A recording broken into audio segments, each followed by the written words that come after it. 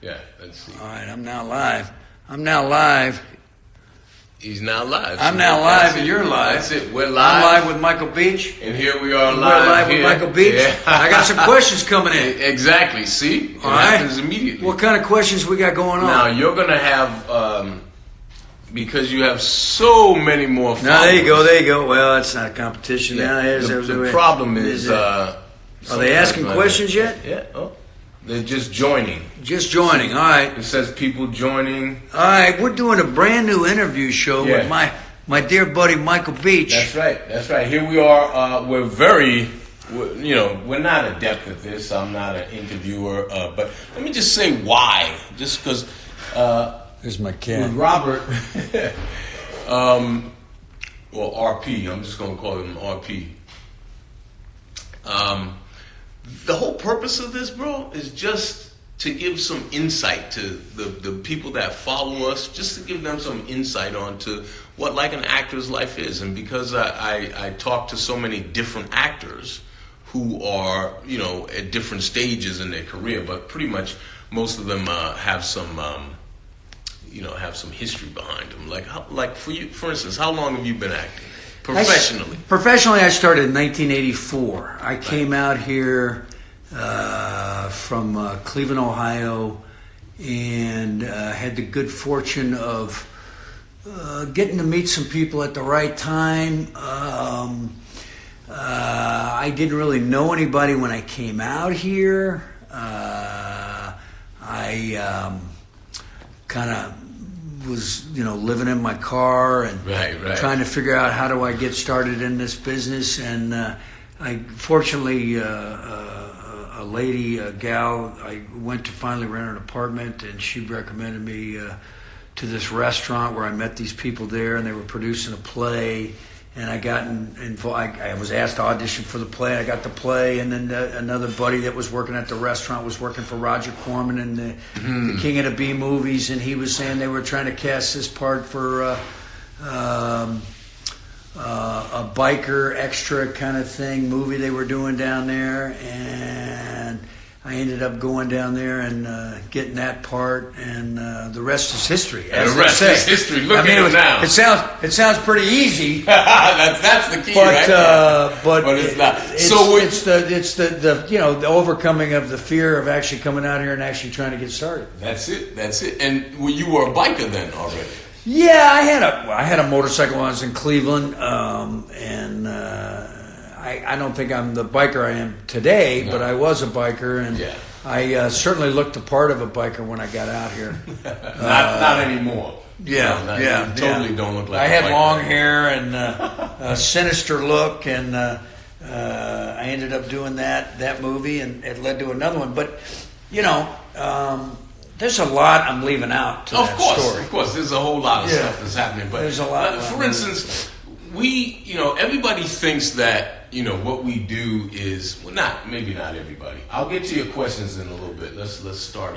Hi there. A lot of people think that what we do is we just wait, the phone rings and somebody says, "Hey, I want you to do this role," or "Hey, come do this," or "Hey, come do that." Right. If you're lucky at certain points that is happening, and occasionally it does happen, but particularly when you start out, when nobody knows who you are, right? When you're basically one of millions, or maybe not millions, but close to millions. What that road is like, you know what I mean? How that, because they think, for instance, once you've gone past that road, a different question, but we'll go back to the first one. But once you've gone past that road, like after you did Terminator, that everything was just like, yeah, put Robert in this part, which may have been the case originally, as soon as that film came out, but that you have no more problems anymore. Well, there's a couple of things to that. When you're getting started, you audition for everything. Right. Right after Terminator, I had some stuff offered to me that I didn't want to do. There was a direction that it seemed that my career was going to go in, and I didn't really want it to go that route. So I turned those things down, and then I wasn't successful at getting the things I wanted to do that I saw myself doing when I did go and audition. So there was give and take. There were things being offered that I wasn't doing, and then there were things that I was trying to get that I wasn't getting. So the things that are being offered, are they more just like Terminator? Yeah, they were more typecast in a way that way. I also got, like some commercials asking me to spoof. Now, along that line, I also got some roles that, they did ask me to do a cameo, but they were classy projects to be involved with to do a cameo. So it was okay. So there were things that, and there were things that I wasn't able to land. Partly because I didn't realize how iconic that role was, and it dawned on me that I needed to alter the way I looked. I couldn't be associated with that role because I wasn't getting the parts that I wanted to get afterwards. In other words, I don't know, I'd have to ask some directors at the time, but at least in my opinion it was like they couldn't get past the fact that I was the Terminator. Right. They didn't want me in their movie because I looked like the Terminator. Right. So I gained some weight.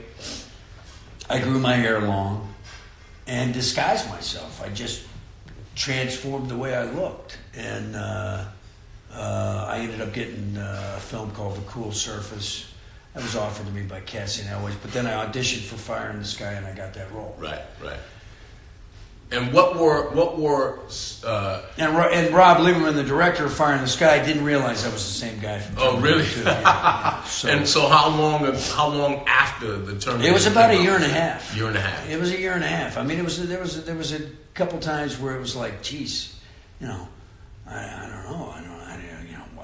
what's going on? Right. I mean, this is Barbara even said it. Maybe it's a fluke. Maybe you're never going to work again. So hold on. Are you saying that from a year and a half after Terminator came out, you didn't work? Yeah, I didn't work. Couldn't get a job. Well, you couldn't get the job you wanted. I collected unemployment. Right. Long ago, yeah. You couldn't get the job you wanted, but you were offered other jobs. I was offered other jobs. Not as many as you might think, but most of them were all. It was sort of similar skill set. Terminator-like. Yeah. So what is it? And not as good. And not as good. Of course not. So that's one of the best sci-fi films of all time. Yeah. So do you want to pollute this wonderful performance you did with and dilute it by doing something similar to it and possibly kill your career? Exactly. Because you start doing and they get more and more B-like.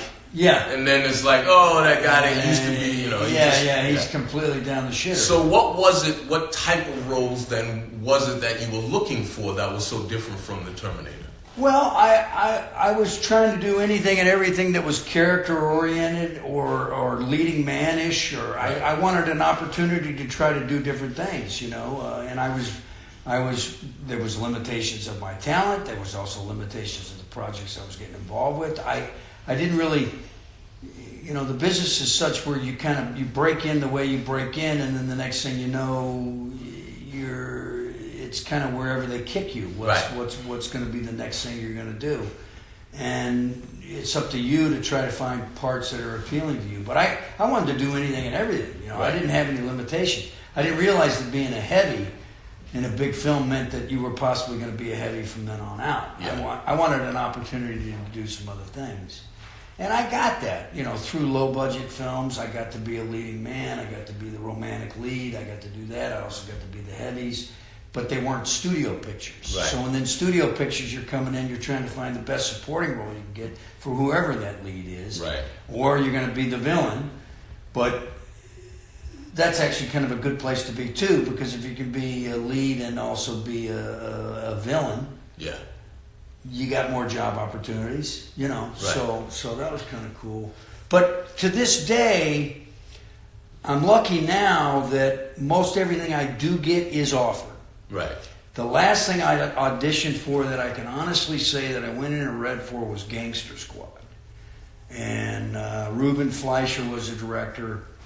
And the rest of them, I think, have all been... I'm fortunate that, things come my way. And it's been like that for you how long? Because last week... Gangster Squad is... it's... I don't know how many years ago.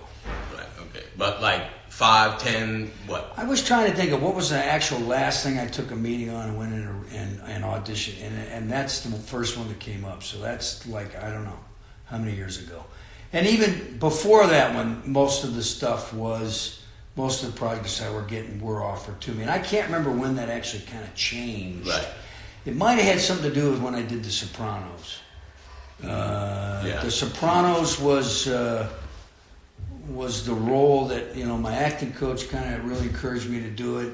He said, if you can do this, it's you're doing something that no one would see you doing. If you pull this off, it'll open up doors for you. And he was right.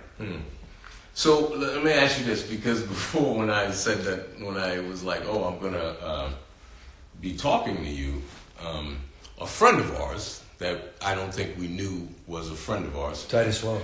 No, your not Titus. Water has been drank. My water is being... My cat is drinking Michael Beach's water. I'm sharing the water with the cat. Yeah. By the way, that's the original Black Panther right there. Look at that. Oh, yeah. Look at that. Small. He showed up in the neighborhood.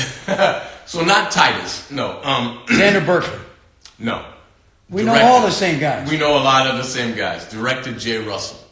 Oh, I love Jay Russell. Jay Russell. Now, I did his first. I love Jay Russell. Is Jay Russell here right now? Is he on there live? I don't know if he is. Is he on there live? I think it's going to be hard to tell. Jay Russell calls me a part of the... No, he doesn't call me a part of the Hollywood elite. Yeah, that's what I'm talking about. Okay, listen. Tim Guinea calls me a part of the Hollywood elite. That's it, Tim. So Jay Russell, I said that you and Emilio were... Emilio Rivera, our other good friend, were journeyman actors in this business. Sure. And I was corrected by Tim, who I haven't seen in a long time, and Jay saying, Robert Patrick is not a journeyman. Robert Patrick is an elite in Hollywood, which I do not quibble with. I want to know how you see yourself. How you would describe yourself, because obviously, Terminator 2 is iconic. One of my all-time favorite movies. One of my all-time favorite acting jobs in those types of movies. That the movie was phenomenal. It's a phenomenal. Phenomenal. Everybody knows it. Anybody who argues it is a dickhead.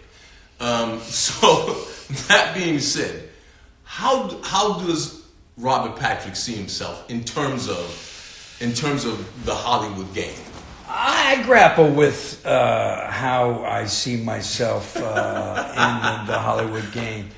I've always seen myself as an outsider. Yeah. I came into this business completely from the outside, not knowing a soul when I showed up in Hollywood. And I feel I sort of clawed my way in. I was given an opportunity, a door was open, and I took advantage of it and created the opportunities. Terminator being one of them, I was given that opportunity, and I hold it. And I stole that. Did you audition for it? Oh, that was a lengthy audition. Right, right. Yeah. So how is that? How are you being given an opportunity? I think you had to earn it. Right? I had to earn it. I think that. Just like with anybody, I think that everybody, whatever you choose to do in life, you're going to go out and you're going to pursue it, and you're going to work as hard as you possibly can and set your sights on whatever your goals are, and you're trying to claw your way into the business and figure out a way to get in. And that door was opened up a little bit with all the work I'd done with Roger Corman. I got the audition for Terminator 2, and I got the role. Right. And then you go from there, I think the thing that maybe, that I learned and maybe some of your people out there that are young actors is like you get an opportunity like that, but that's just one step. Now, What do you do next? What's the next step? and you got to keep fighting. I think to create these opportunities for yourself. And this business, I have always felt like an outsider. So to hear Jay Russell say that I'm, or Tim Guinea describe me as a Hollywood elite, I don't know. I don't buy into all that bullshit myself. I see myself as a journeyman actor. I see myself as a blue collar guy. Right. I'm a working man. I go out and work hard. There's a level I've hit. Right. There's a certain price tag I get for films that I do. I fit right in a certain structure. There's the guys that bring in the big bucks, and then there's the next guys that come in and support them, and I'm in that round. Right there. So, I'm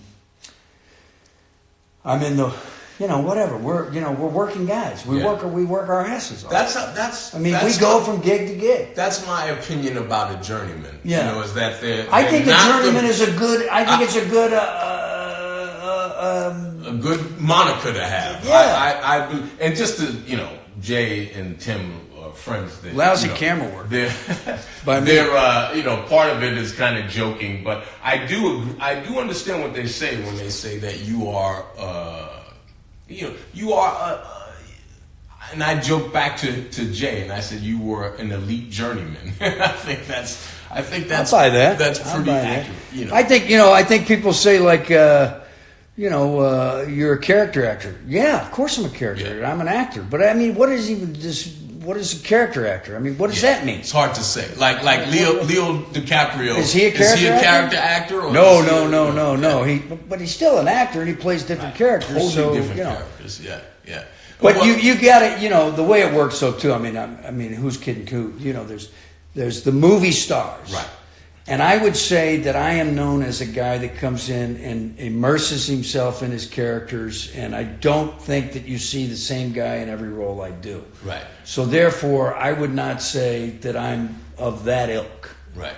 I'm one of those guys that comes in and supports them. Right. Yeah. I agree, and I think that it's weird because I am still I consider myself a journeyman, but 50% of the stuff I do is offered. Yeah. 50% of the stuff I do, I have to audition with, and I know my followers know that because I talk a lot about me going in and auditioning.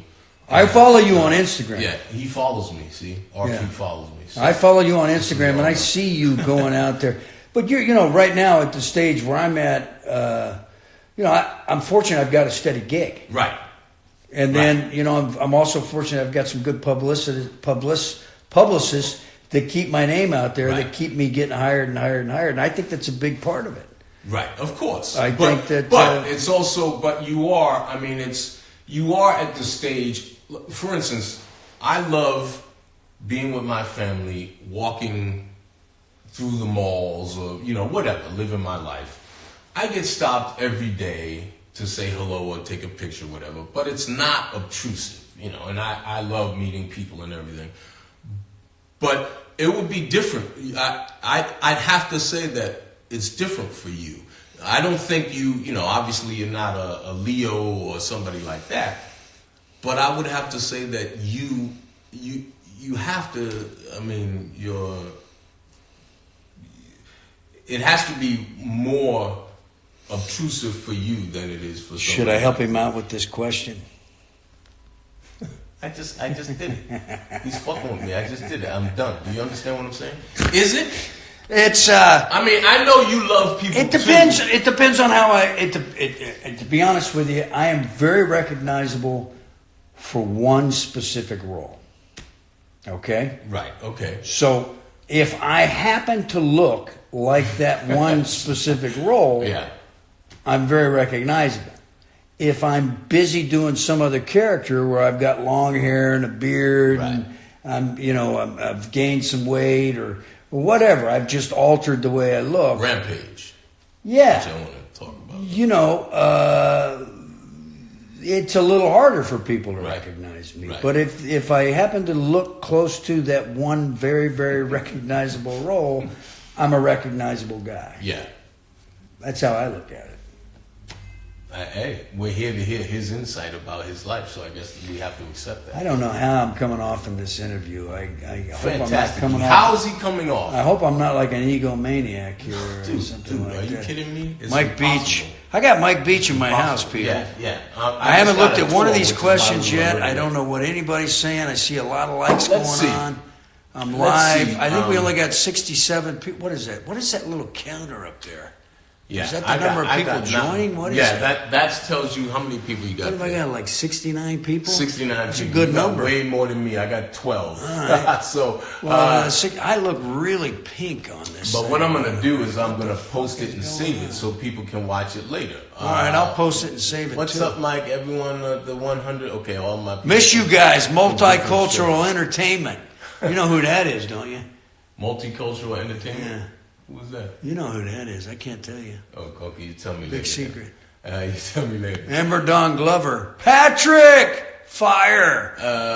Why do you have? Hello, your profile Robert and Mike. picture? Oh, okay. Man, there's no. Jack Rucker. There you go. There's a character. There you go. Hi, Robert. So let me ask you this. Yes, sir.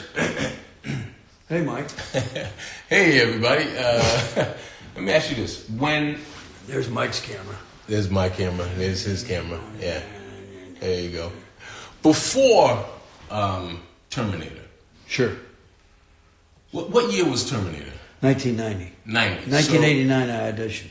89. So and you came out in 84. 84. So Gave myself, what did I give myself? 10 years. 10 years. If I don't make it in 10 years, What were you gonna do?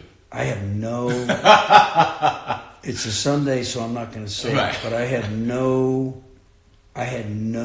backup plan at this point in my life, and I don't want to get too. It was a spiritual journey for me. I had failed at many things, and to be an actor was such a unusual. It was it's so far out in left field. From what the history Coming of from your Ohio, family. I mean, I'd done a little bit of plays when I was a kid in elementary school. I started to, sit in on some drama classes, and there were some people I was meeting when I was living in Cleveland, Ohio. I had no formal education for it, and for me, all of a sudden, to decide that what I wanted to do was be an actor was like, it shocked my family. It shocked a lot of people. Yeah. It was like and I know my father and my mother, and I they were all kind of like, you have no training, you don't know anybody. There was all these things laid out ahead of me that were the reasons why you weren't going to be successful, and it wasn't because they wanted to see me fail. It was because they just had fear. Right. And I had and I have always had a really strong relationship with God. I would consider myself a pretty devout Episcopalian. But I had this real feeling that I was being pushed that way. And in desperation, I decided that I was going to go out there and give it a shot. I gave myself 10 years. And, I was 24 when I started. You were in college. You're Juilliard trained. Yes, I am. Yeah. I have none of that. So all I had was, balls and a certain amount of swagger and a conviction that this was what I was supposed to do. Based on what though? If you're in Ohio, I had done, like I said, I had done a few plays when I was a kid. I sat in some drama classes when I was in college. It was just something that I felt drawn to. It was, I don't know why. but obviously you didn't have anything else that you were going, wow, I want to be this. Or No, that was the other thing. I was not excited about anything else. Right. And the more I was going through high school, I was playing football. When I went away to college to play football, that didn't work out. College didn't work out. I tried to do some other jobs. They didn't work out. I was a failure, really. Well, you were a kid. Well, you were still but a kid. I was lost. Right. A bit of a failure, and I know my father was becoming more and more concerned about my direction, which was aimless. Direction. So what did your father do? Did he want to join him? Or? He had his master's from MIT, and he's a very, very, he's no longer with us, a very, very bright man, and he was a banker, and there was all sorts. So there was a very conservative route to living that he wanted me to take, get a good job, and I didn't want that. Right. I wanted to do something fantastic and stupendous and amazing, and this thing just kind of kept building up and I couldn't figure out how to express it. Right. And then it just all fell into place, and I realized the thing I wanted to do was be up on that big screen. And how do I do that? Yeah. That's it, So, okay, on that lines then, have you ever, I know when I started out, the hopes and the dreams of, winning Oscars and being lauded. You're not dead yet, buddy. No, it goes right to my question. You had those thoughts and those dreams. All these years have passed by now. You've been doing this since '84. I've been doing this since '86 out of college. How do you feel about it right now? Or do you still have, obviously years have passed. Did you have that? Is that part of your thinking? I want to win Oscars. I want to, blah, blah, blah. Well, you'd be lying if you're saying that you're not into this for, all of that kind of stuff when you start out. Maybe you are. Maybe people are like that. But I think that I really, for whatever reason, I really wanted to do something that would, you look at your life and you go like, I want to do something that's going to impress me. Mm-hmm. I wanted to be, what could I do? Right? And then of course you start setting goals for yourself and you go out and you try to achieve it. I think over the years you sit there and go like, maybe that wasn't exact. In other words, I didn't come out here and say, I want to go win Oscars. I came out here and said, I want to be successful as an actor. But what did that mean to you? If I made $30,000 a year and collected unemployment, that was a success to me. Right. That's all I wanted. My first 5 years getting out here, I just wanted to get in a freaking union. Right. The first 5 years here, I want to get in the union. I want to get an agent. I didn't even have an agent when I was doing all that stuff with Roger Cole. So those were my goals. Lord, first, let me just survive as making a living as an actor. Right. Okay, then I'll shift that a little bit. All right, now I'm surviving. Lord, let me survive and not collect unemployment. Right. Or maybe I don't have to bartend in paying houses and go to auditions. Let me just make a living as an actor. Mm-hmm. Okay, then you do that. Then it's like, okay, boom. Then all of a sudden you get a role and it's like, oh, wow, things have shifted a little bit. The playing field shifted a little bit. I'm going to shift and I'm going to... Your goals have to exactly. change. I'm going to shift. I'm going to get a little bit more ambitious. And I think that's a part of who we are as human beings. You've got to, try and take advantage of all the gifts that God's given you, all the talents that you have, and try to achieve as much as you can. Right. I think that's what you're supposed to do. So now, today, here you are. You got to. There's no limit as to what you should. Don't limit yourself. No, right. But do you still, are your goals shifting today? The best role in my career has not happened yet. Not happened yet, right. The best years of my life are ahead of me. Right. So you and I are talking about history.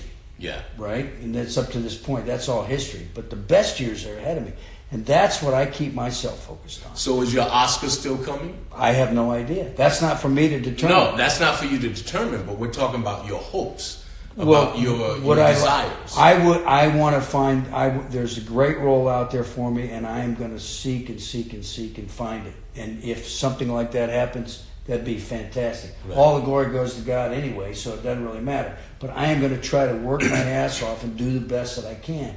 And you look at your job, as you're doing it, you try to be as truthful as you can as an actor, and that's really all I can. I don't think you can go into a part and say, oh, this is the part. Right. You know what I mean? Right. And I think that sets you up for disappointment. if you do go in it and look at it that way. Does that make sense?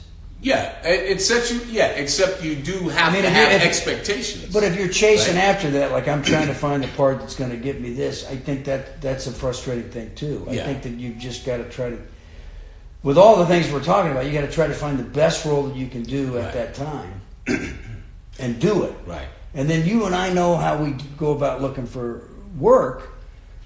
I got a mortgage payment. I got kids in college. I got this. I got that. I got, should I do this role? I really don't really want to do it, but the money's great. I need to do it. We have to make decisions. The movie Last Rampage I did, which is a juicy part that I was looking for, something totally different from what I did on Scorpion, where I played a good guy. I played the worst person I've ever played in my life. Yeah. That movie, the reason to do it was not financial. Right. The reason to do it was creative. Right. The only reason I could do it was because I'm financially being served by the fact that I'm doing a network television show. Right. Which allows me to do something artistic on my hiatus. Right. And that's the idea of making decisions has so much more to do with where you are in your life at the time. Yeah. What you need, what your family needs, there are... You're the breadwinner. Right. Like a lot of young actors who are don't have a family or even a mortgage yet or whatever. They are just taking things that come, which I think they should. Yeah. But when you reach a certain age and you have certain responsibilities, there's a lot more to consider in taking a job or not taking a job. Yeah, I think that you've got... everybody's a different situation. I mean, there's some people that are incredibly wealthy that are actors. Right. They have a different way they can go about their career. Right. If you're like me, I'm not, and I wasn't. So it's a way to make a living. Right. So that's how I look at it, and that's how my career is and has evolved over the years. Is how do I make a living? How do I support my family and all the responsibilities I have? That's the thing. So your creative integrity is only as strong as your financial integrity. Right.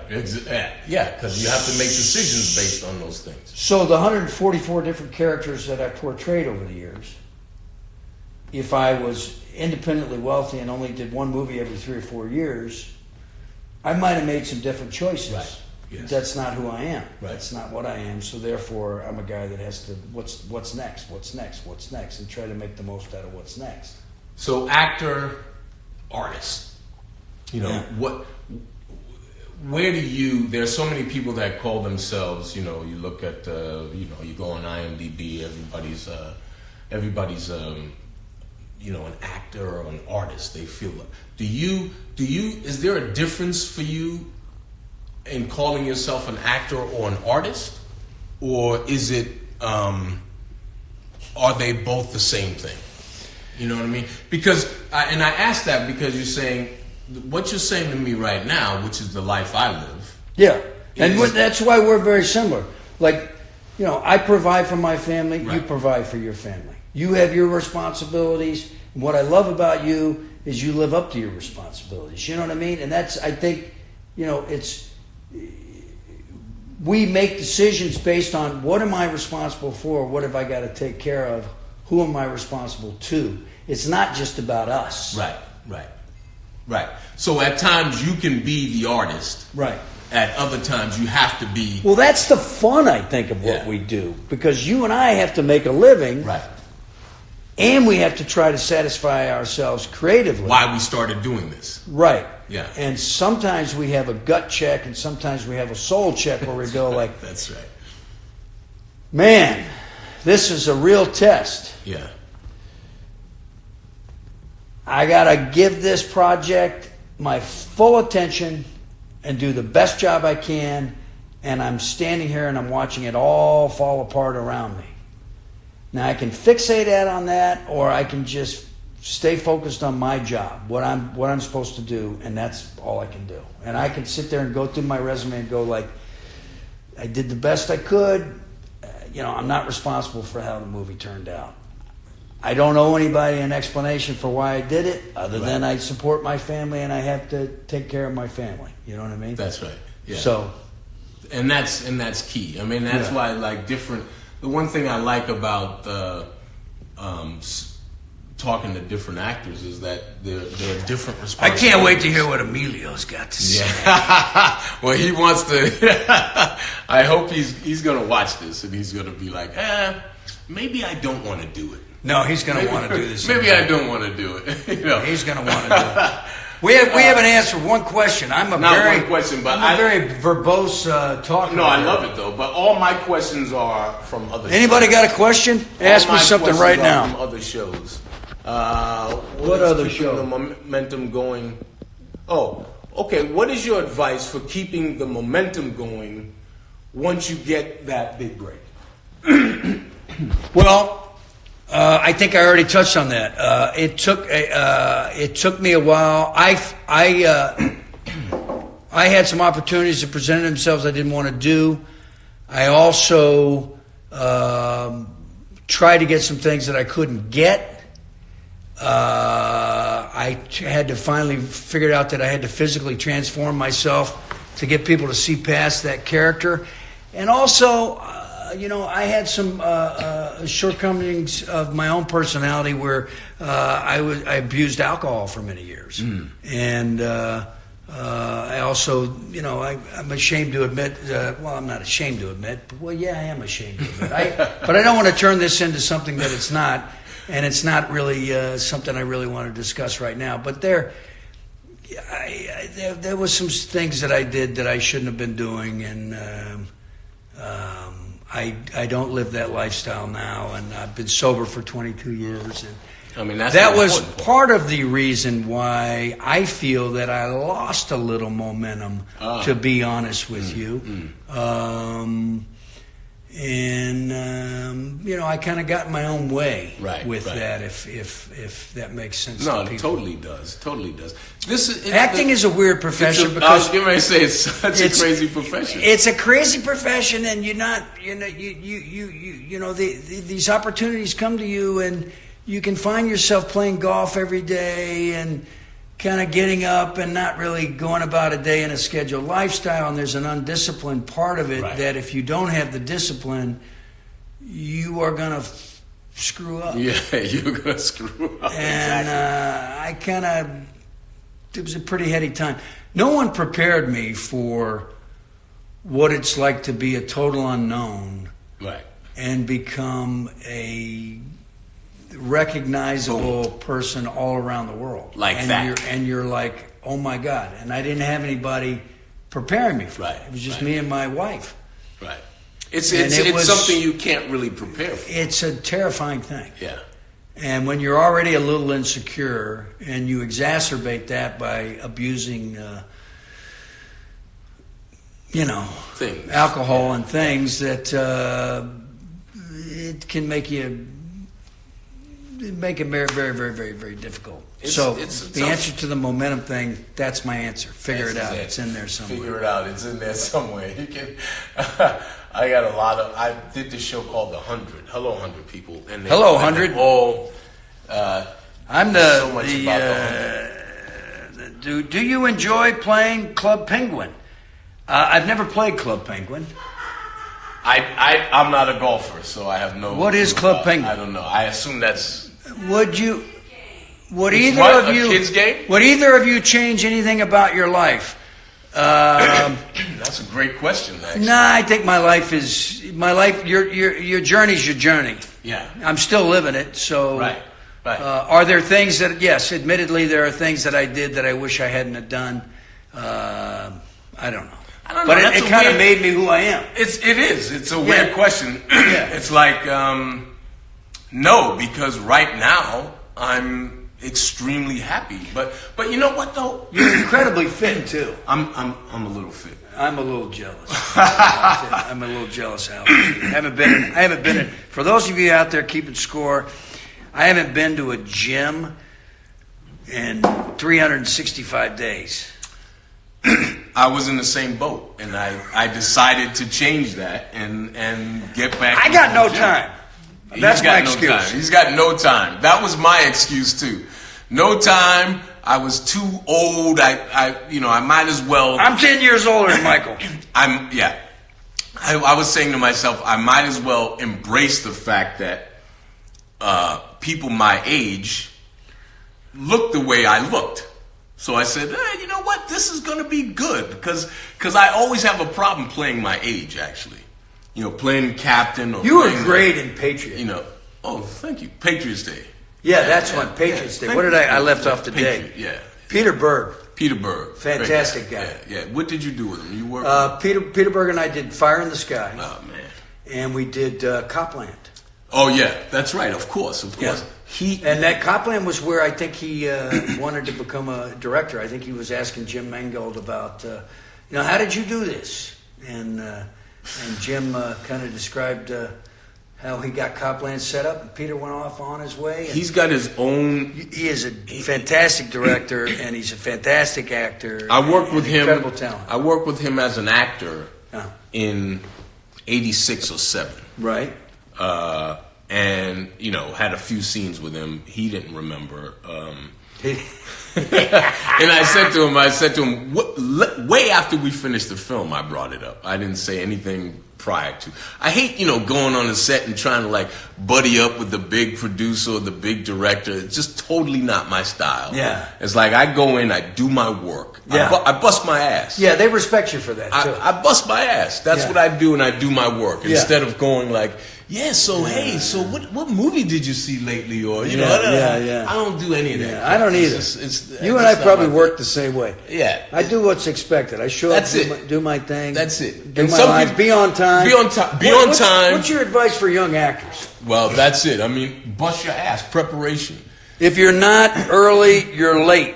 If you're not early, you're late. Yeah. Now, I'm late in life to stuff, but when it comes to work, I'm always there on time. Yeah, you got to be on time. And you have to be prepared. Hang your wardrobe up at the end of the day. I do that all the time. If you don't hang your stuff off, if you don't hang your wardrobe up the way the wardrobe people gave it to you, you are not a professional. I agree. I see so many times people they take their wardrobe off in the trailer and they just throw it on the floor or on the couch or whatever. I have to hang my stuff up. You got to hang it up. Always done it. Can't help it. It goes back to doing plays. That's true. That's true. I think you don't just throw it on. You don't have somebody. Movie and play work are completely different. The wardrober is not your mama. Right. But preparation. Although when I did Scorpion. There's no plural. I fucked up. All right. When I did Scorpion, that's one of the hardest jobs.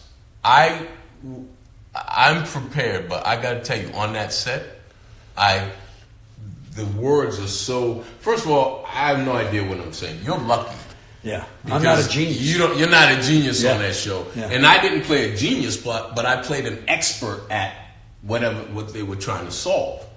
So I'm blah blah blah blah blah blah, and I was just stumbling all over the place, and that happens once in a while. You were fine. The other day I was stumbling over something very easy. Me and Kat were doing a scene. It was Friday, and there's a lot of stuff. There's a lot of stuff. That show. We love Scorpion, but the dialogue on there's a lot of stuff. Rough.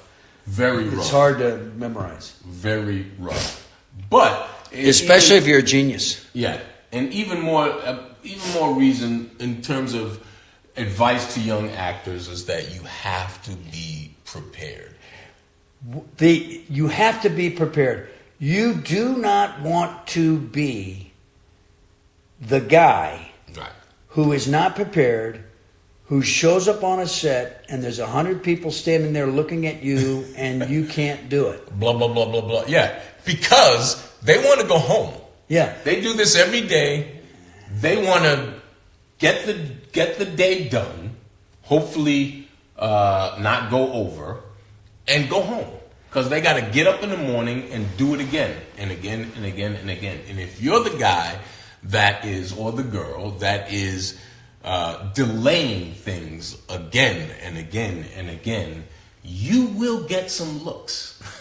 As nice as they are, you will get some looks. And and you feel the pressure, and it keeps building and building and building. The less prepared you are, and the more and more the pressure builds, and it makes it harder and harder to actually get your job done. Mm-hmm. My acting coach Stephen Bridgewater says, and I bring him up a lot because he's a fantastic guy, fantastic coach. But he'll say, how can you play? How can you play out there if you don't know what the hell you're saying? Right. Yeah. And if you don't know what the hell you're saying, why'd you show up? I mean, right. you can't be confident enough to get out there and play if you don't know what you're supposed to say. Right. So let me ask you this. So and if acting is confidence, how can you be confident? Especially if you're playing a confident character. Yeah. You're the boss or you're in charge. I can't stand it when it's. I feel like I thought I was prepared, and then all of a sudden I'm not prepared right. because that becomes what I'm preoccupied with. Yeah. I remember doing a scene for Sean Ryan and David Mamet. And Mamet was directing it, and I had all these monologues on the unit. And the next day, I had all these monologues working with Clint Eastwood on From Flags to Our Fathers. I had to go down to San Pedro and do this huge expositional scene of the mission of Iwo Jima. So, but this was. Let me tell you this. I had all this military information on the show of the unit right. in my head, right next to all the information I had studied up for the invasion of Iwo Jima. Oh. So one day after the other. 2 days, side by side. So I had all this, got through that. Next day I show up at 6 a.m. I'm on a ship, the USS Lane Victory, sailing around out there, Catalina, out in the ocean out there with 100 extras and Paul Walker and all these other great actors. And I got to do, and Neil McDonough, and he's got even more dialogue than I got, and he's fantastic. Great. Yeah. But all of a sudden I'm going like, oh my gosh, where is it? Right. Where is it? Right. Oh my gosh. And I started rehearsing because Clint doesn't rehearse. So I'm rehearsing, going, oh my God, am I going to be able to do this? And all of a sudden I'm preoccupied with, and I got to stand, oh my God. And he doesn't do a lot of no, takes. And it's going to be like he's got 2 cameras up there and he's starting far away and he's going to march them in. And whenever you're ready. And Neil and I are going, and Neil just sort of looked, and Neil was really on, and I was kind of going like, all right, just pulling it out. You gotta, this is it, bro. And we both got through the first take, and we got applause from everybody. Oh, okay. Because there was no rehearsal. How many pages are we talking about? I think there was 6 pages of that. Wow, that is a lot on and TV. Neil, and I think Neil had the bulk of it, but it was detailed because it was what's called exposition. So it's very detailed stuff where you're explaining things to the audience, but making it look entertaining. Right. There's no emotional connection to explanation. Yeah, it's just information coming at you and why we're going to do this. And and Clint had hired me because I'm a guy that I'm supposed to be able to do that kind of stuff. So anyway, I'm back at the chalkboard, and at a certain point I know that feeling. And I went and I just heard the silence, nothing but the ocean, the roar of the ship, and everybody's waiting for, well, how am I going to fix this? Because now I can't figure this out. And you don't say cut. Right. You don't stop. Right. It's real. You hustled through somehow. And all of a sudden it came back to me, but I realized I had to kind of go backwards. So I just went back, got myself under control and then I finished. And I remember Paul Walker coming up to me going like, damn. That was so cool how you recovered that when you went up, like you can do that. And I went, well, yeah. I mean, you're sort of it's not a play, right? But it is a play. Well, they're gonna edit. and they're gonna edit, Right. but you want to stay in the moment and Right. kind of recover and get yourself. But not everybody can do that. No, and I barely was able to. And do let me it. tell you, I learned Pulled my it lines. out of my ass. You did. I learned my lines so specifically. I mean, I know all the ands and the I's and the thes. Some depends on what TV show you're on. They want you word for word. Yeah. Others are a little bit more lax, but because of Juilliard, Yeah. because of Shakespeare and Ibsen and Chekhov and Gorky, all these great writers, The training you've had. I can only say what was written. I Yeah. don't, not only, but it depends on what project I'm Sure. on. But I like to say what was written. Well, what if Peter Berg said to you, ad lib? Well, Peter doesn't. Peter does. He, if I know that's the case, then I'm good. Yeah. But for instance, on Patriots Day, I had tons of dialogue. Right. Unfortunately, it's not in the film. Doesn't matter. They It shot doesn't it. matter. They shot it, and it's me, Kevin Bacon, Right. John Goodman. Kevin's great. I've worked Kevin, with. yeah. And John I've worked with too. Right. As a matter of fact, the first film I did with Kevin was with Jay Russell. Oh, yeah. Jay Russell's first film. Which End is of the Line. railroad thing, right? End of the Line, yeah. Yeah. Wilford Brimley, Levon Helm, Mary Steenburgen, Holly Hunter. It's really difficult for me to get out of those moments sometimes because it's just, I go, okay, where am I? I have to go right where I am. But you have to do that, especially knowing that they edit. Yeah. But you don't want to be, and I know you know this, I know you feel this, you don't want to be the guy that the editor has to edit for. Yeah.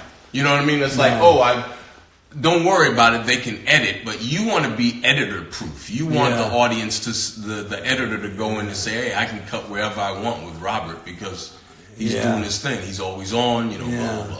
Yeah. At least that's how I am. No, I agree. I agree. I don't like. It took me a while to kind of admit that I was human, and I was going to make mistakes. And especially when you're doing a scheduled, the kind of television show schedule that we do, Right. 8 days, 12 hours, and just Burn it out. it's coming at you. It's Yeah. relentless, and I've had to compromise to a certain degree sometimes because I just, it's just not working the way I normally want it to work, and you need a little help. Right. And that's kind of difficult when you gotta kind of admit that's happening. But for the most part, I got like Tourette's when I mess up. I'm an angry man when I mess up, and I'm angry at myself. Yeah. And I get embarrassed. Yeah. And that's not a good thing. And I get flustered, and flop sweat is not a pretty thing. But I mean, you have to feel it because, especially on Scorpions, but Scorpion, sorry. I wasn't going to do it to you again. I corrected myself. You see, Who answered? Is anybody still there? Wow, my people are going down. Yeah, they're going down. They don't. 54 people now. We're What you got? gonna 52 people. We're gonna roll up soon. Anyway. Where's everybody going? But let me ask you this. You are beautiful, agent. How are you? Scorpion Wage, you are beautiful. Go ahead, Michael. I'm You listening. are, when you talk about the flop sweat and all of that stuff, you are the guy on the set on Scorpion, and probably many things that you do, because you've been around for so long, and you're consistently strong. More, I think, is expected of you. Yeah. Then the other. I mean, I obviously I know your castmates. I love them all. They're all amazing, but you're the guy, so you have to set the example. You can't come and you can't be late. You can't not know your lines. You can't joke around to the point where things aren't getting done. Mm-hmm. So how much of that responsibility do you take to heart? Well, I think I take it all to heart because I have my own personal code that I want to live up to, which is the thing that one of the great things my father taught me was you want to be somebody that people want to work with, not around. Right. That's right. They want to work with you, and that means I want to get hired again. So, for all you young actors out there, everything that we're saying, people talk, and they talk from job to job. And everybody you deal with on a set is going to refer you or be asked about their opinion of you and your behavior on the set. Right. And the way you approach your job. So know that going in. That's how you get your work, and that's how you go from job to job to job. Right. It's all your reputation. And so it's all personal work ethic and how you go about it. And you're a very professional guy, and obviously everybody's going to recommend you for another job, and so on and so forth and so forth. You have to look at it that way. Yeah, yeah. And it's not just your acting work. No, it's how you are as a person. How you treat the crew. Yeah. Oh. How, do you get along with everybody? Do all that stuff is figured into it, and it's tough. It's stressful. It's demanding work. Yeah, you're on set so long.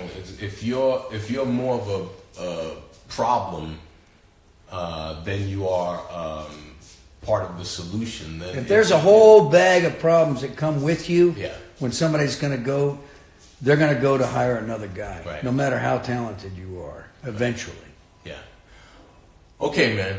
I've taken up enough of your time, bro. 58 people. One last question for me and Michael from my followers. Mike Beach, anybody? Who's got one? Are you two going to ride together after the interview? Oh, you know what's so funny? That's some good stuff. That is something I really wanted to ask you about. Your club. I mean, it's the Booze Fighters. Look at, I could do that. Oh yeah. Oh, I didn't know that. Yeah. But your club's the Booze Fighters. Booze Fighters. Drinking club with a motorcycle problem. Drinking club with a motorcycle problem. Your love for biking. I love being a biker. You're a hardcore biker. I'm not a hardcore. Yeah, I ride all the time. You come out. He comes out and he helps us out. I love to ride. I've been riding. The toy run and toy run, awesome. Riding is my love, man. I love it. I love acting. I love my family's first. You know, fatherhood. That's the most important thing to me. Biking and acting are pretty close.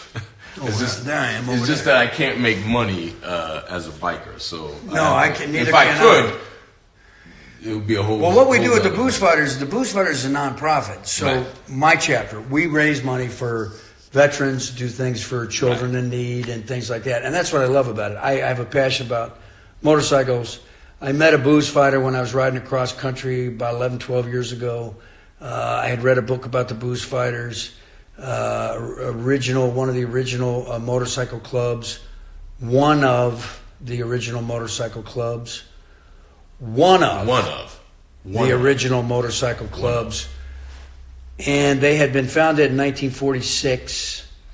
And I realized that these were guys that I could ride with. Mm-hmm. And the more booze fighters I met from all walks of life, I realized I wanted to be a part of this. And we got the chapter started up here in Los Angeles. I'm very honored to be the charter holder of the Los Angeles Chapter 101. We have a couple other chapters, several other chapters around us, and the motorcycle club world is interesting. And I'm a motorcycle enthusiast, and I love riding motorcycles. Yeah. I love the fact that I can ride across the country and run into a brother. Yeah. And I just dig that whole thing. Some people play golf, and I'm not one of them. I'm not a golfer, yeah. So I joined a motorcycle club, and we have a clubhouse and we hang out. And we talk about bikes and we play pool, and we had a fight night last night. And we smoked cigars, and it's a lot of fun. It's a lot of fun. It's a lot of fun. The bike world is a lot of fun, and with that, I'm going to say goodbye because I've taken up way too much time. I promised myself that I would keep this down to 30 minutes. But how long did we go? Bro. It's 50 some odd minutes. It's too much. But when I'm talking to these, incredible guests. Mayans. Somebody said Mayans. The Mayans. What do you know about the Mayans? What do you know about the Mayans? What do I know? I don't know anything about the Mayans. Other than Emilio Rivera is in the Mayans. Rivera. I'm talking to him next week. And Michael Irby Michael Irby from the unit is going to be on the Mayans, and it's Kurt Sutter again, and he's a fantastic showrunner. I can't wait to see what they do with this new show. I can't wait. I'll be tuning in. Watch it together. So, all right, my man RP, thank you, bro. Hey, brother, appreciate it, brother. It's great to see you, Jay Russell. I got one thing to say to you, but I'm not going to do it. No, we'll do it. We'll call you. I love you, Jay Russell. Yeah. I love you, Tim Guinea. All right, y'all. Thank you for tuning in all